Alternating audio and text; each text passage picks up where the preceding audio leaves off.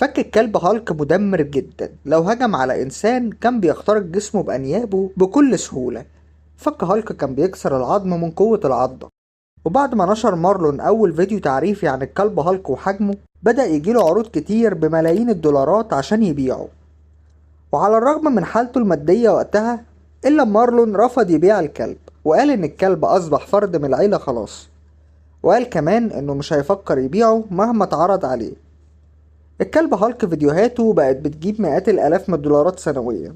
ده غير كمان إنه بيخلف من 8 ل 10 جراوي سنويا، كانوا بيتباعوا في نهاية السنة بأسعار مرتفعة جدا.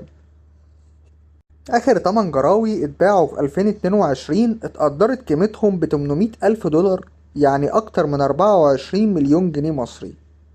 وبيرجع سعرهم المرتفع لأن أي جرو فيهم ممكن ياخد جينات الضخامة والقوة من الأب هالك. وأعلن مارلون